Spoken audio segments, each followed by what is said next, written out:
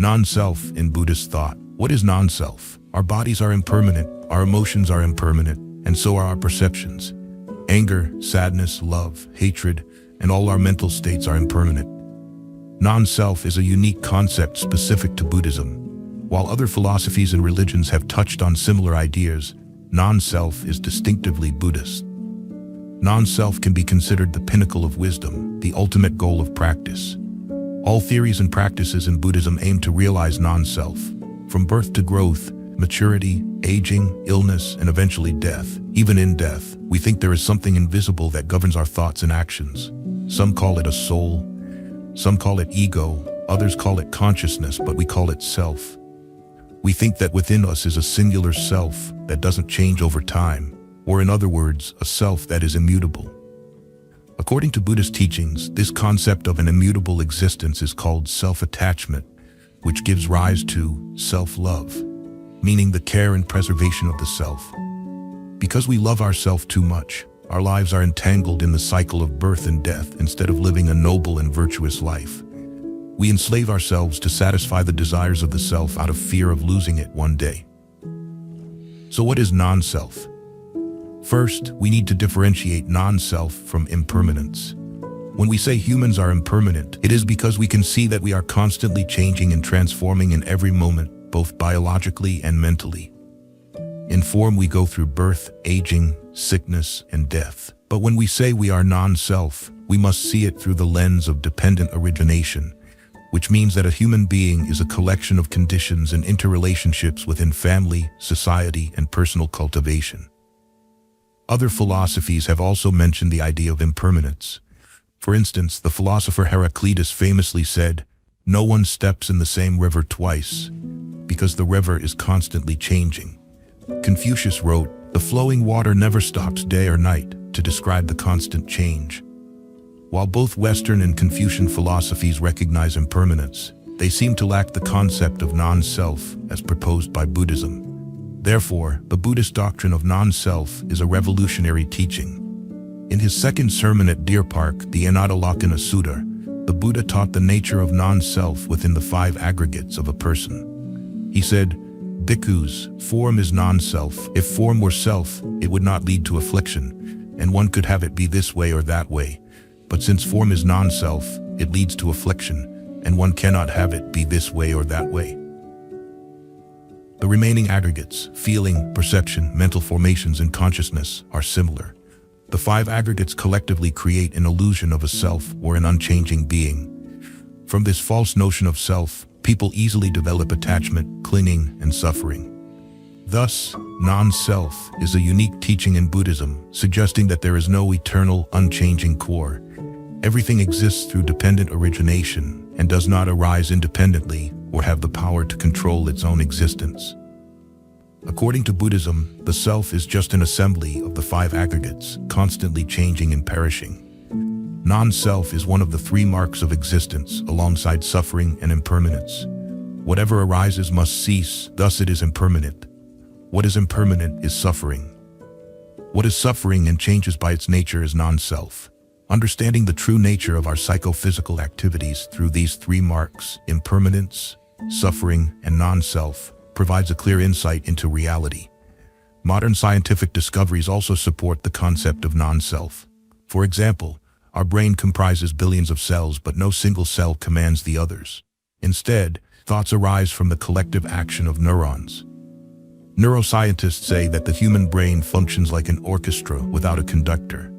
Similarly, our sense of self is the result of numerous cells working together, without any single cell asserting itself as the leader. Some people think that a self is necessary to escape the cycle of birth and death and attain nirvana. Without a self, who escapes the cycle, who attains nirvana, who sees, hears, practices, creates karma, and receives its results?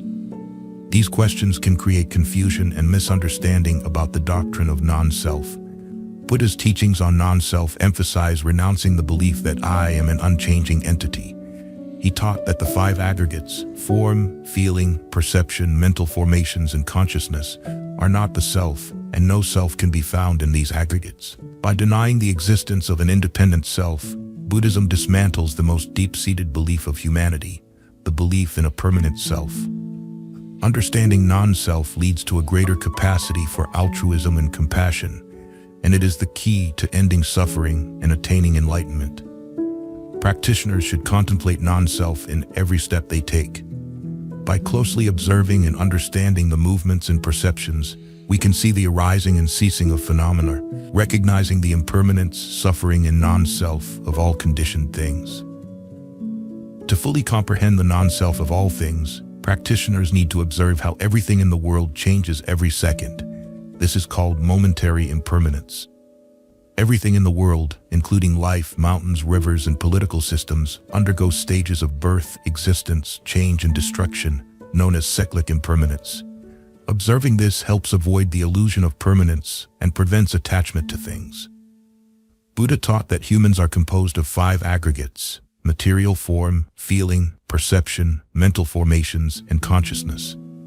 If the material form is made of the 4 elements and is empty, then humans, composed of the 5 aggregates, have no permanent self or unchanging essence. Humans change every second, experiencing both momentary and cyclic impermanence. Non-self is one of the 3 marks of existence, along with suffering and impermanence. Understanding the impermanent, suffering, and non-self nature of the 5 aggregates is crucial. When our thoughts are bound by the notion of a permanent self, the 3 marks of existence still hold value and relevance. Scientific findings also support the concept of non-self.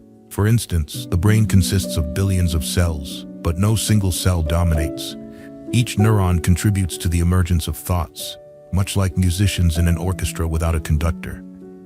We might believe that a self is necessary to escape the cycle of birth and death and attain nirvana.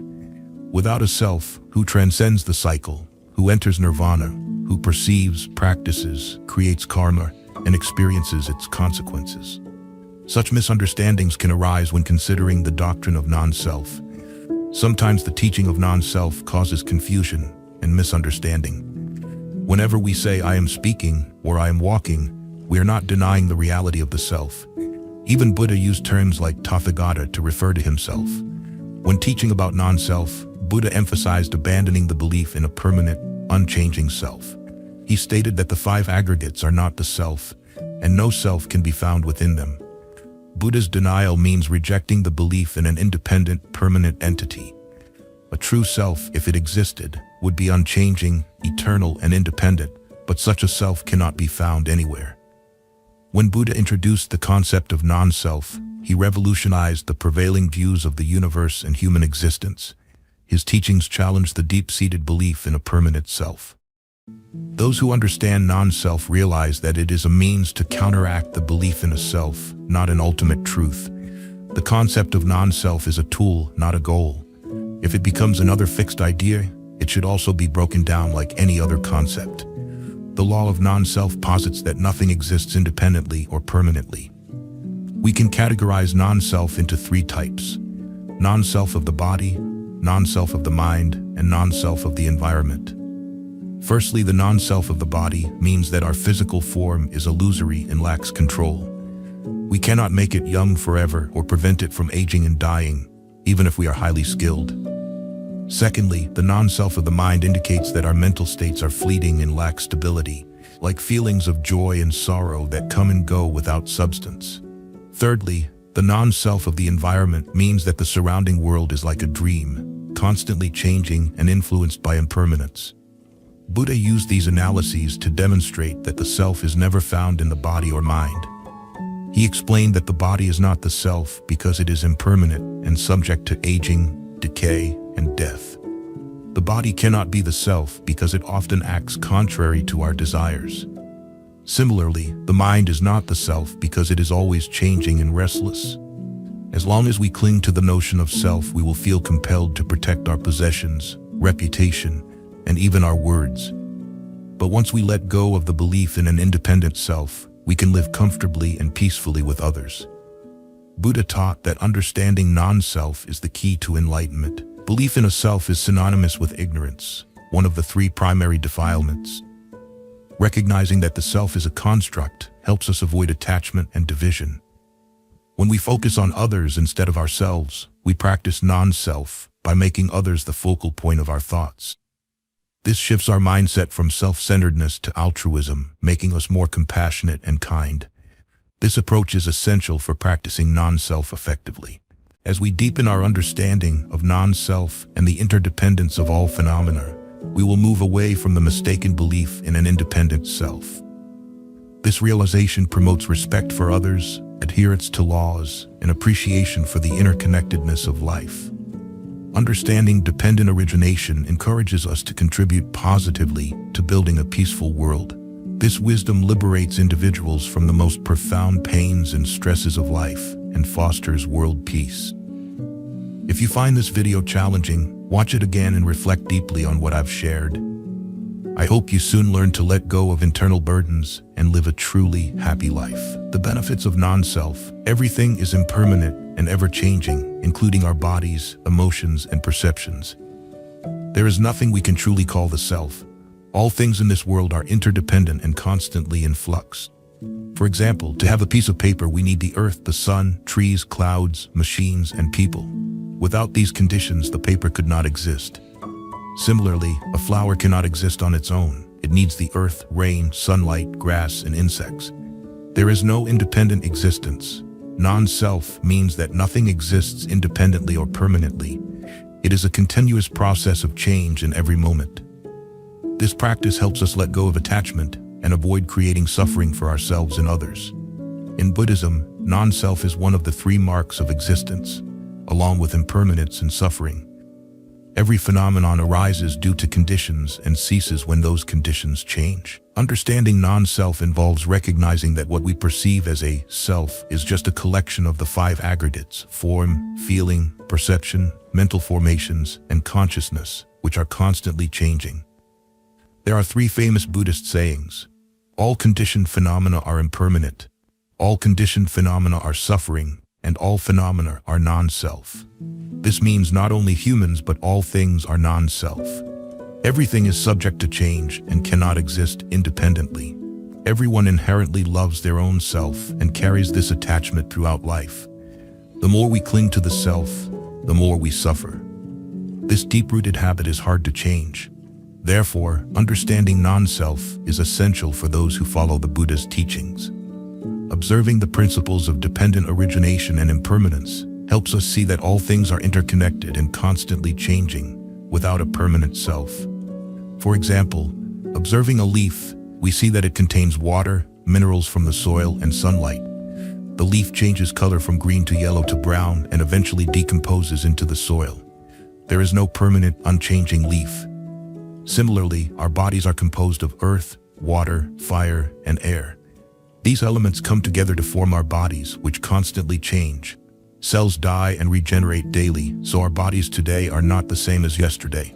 This means our bodies are impermanent and non-self. Our minds are also impermanent. Sometimes we feel happy, sometimes sad. Our thoughts are always changing, so we are not our thoughts. When we cling to a fixed idea of self, we suffer. Recognizing the impermanent nature of body and mind helps us let go of this attachment, leading to peace and happiness. The concept of non-self means that there is no permanent, unchanging core within us.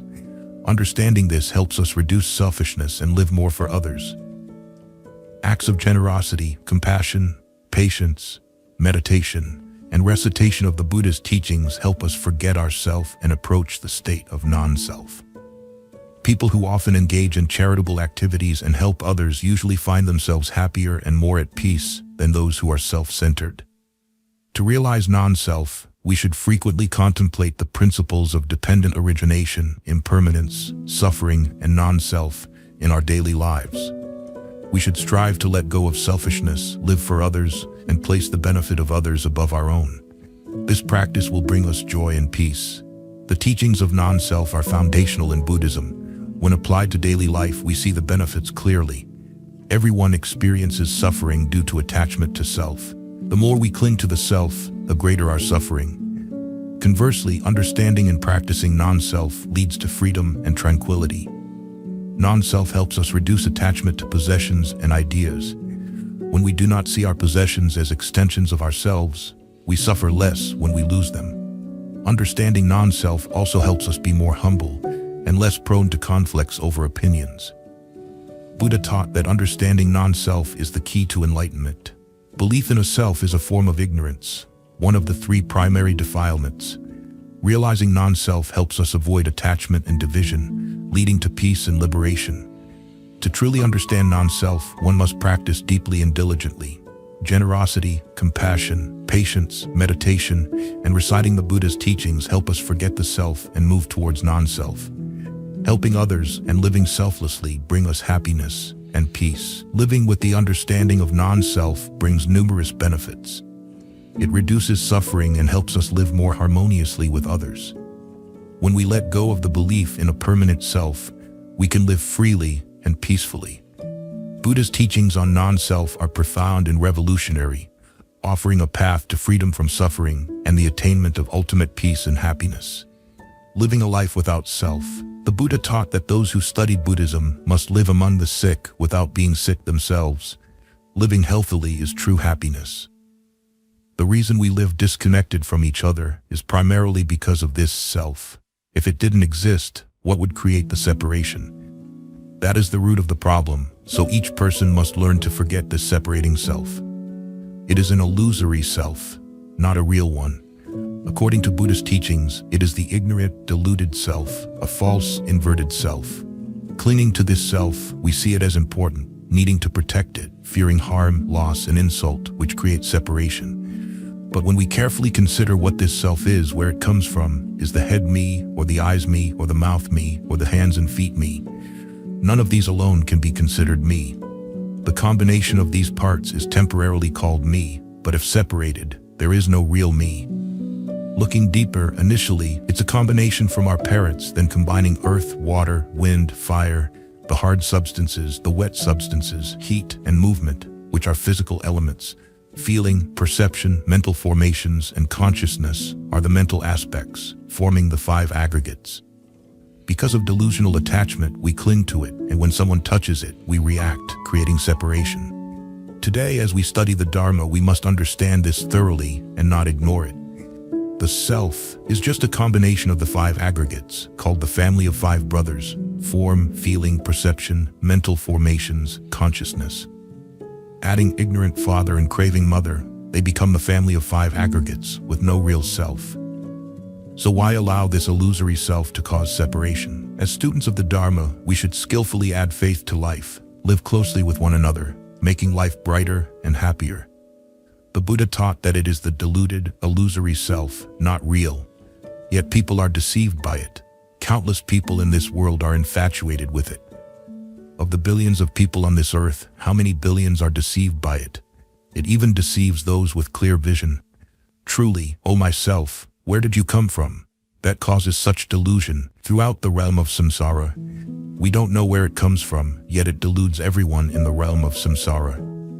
In the Dhammapada, the Buddha taught, "This city is built of bones, plastered with flesh and blood. Herein are stored up aging and death, pride and deceit. This body is like a fortress. This fortress is built of bones, plastered with flesh and blood, and eventually leads to aging and death. Within it are pride and deceit, which feed the false ego." Those who study the Dharma need the wisdom to clearly perceive this delusional folly. Reflect deeply on the five aggregates. Form. Before conception, this body did not exist, and after death it turns to ashes. Thus, before conception it did not exist, and after death it is as if it never was. In between, it temporarily exists but constantly changes. Young today, old tomorrow, or ill, always in flux. So what can we cling to? There is nothing substantial to cling to in this form. Feeling. These are sensations and feelings that arise in response to objects. When the eyes meet visual forms or the ears meet sounds and so on, feelings arise. These feelings only temporarily exist when in contact with objects and cease when the contact stops. Perception. This involves memory and recognition of past, present, and future events. Perception is also illusory. Without objects to perceive, what is there to perceive? There is no true place for perception to rely on. Mental formations. These are subtle, fleeting thoughts and mental activities, constantly arising and ceasing. There is nothing here that can be called self. Consciousness, vijnana. This is the discriminative awareness that accumulates false notions and external impressions to form discriminative knowledge. When these are all exhausted, consciousness also becomes void. Buddhism teaches us to start from the basics. Each person must purify their inner mind to be good and healthy, which will then radiate outward. A peaceful mind will spread peace externally, ensuring that the world also becomes peaceful. Among these components, what can we call self that separates us from each other? These are merely false, unreal thoughts that create obstacles. We must have a proper understanding of the Dharma, which goes against delusion, constantly illuminating the correct path and bringing the Dharma to enlighten the world. This is the path of the wise, where people meet in the light. On the contrary, living according to delusion means abandoning the Dharma. Abandoning the Dharma to follow delusion is living in darkness, covered by ignorance, creating separation. A life of separation is divided, dull, and devoid of meaning. Turning life into death brings immediate suffering. Why should we live this way? As students of the Dharma, we must skillfully add faith to life, live closely with each other, making life brighter and more joyful. The Dhammapada contains this verse: the diligent and vigilant, always mindful of the body, avoid what should be avoided, strive to do what should be done. The mindful and wise eliminate their defilements. The Buddha taught that those who are diligent and vigilant should observe the body to dispel delusions about it. Knowing its true nature as a composite, we must constantly practice mindfulness and awareness. Awareness follows the Dharma, knowing what should be done, and not following delusion. Delusion leads to suffering and separation, which is not worth pursuing. Striving to do what should be done is living according to the Dharma. The worldly way is often the opposite. Doing what shouldn't be done and not doing what should be done, leading to sorrow, lamentation, and cries for help. But who can save us? We must gradually shift our way of living to align with the Dharma. As delusion and afflictions diminish, suffering will be eradicated. On the contrary, living in delusion brings darkness and suffering upon ourselves, not from others.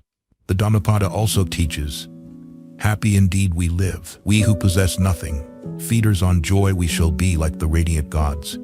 Happiness comes from living free from disease amidst the sick. On the other hand, living among the sick while also being sick brings no joy. If the mind is still filled with afflictions, it will affect the outside, preventing peace. If everyone in the world had a peaceful and pure mind, this world would transform into a pure land.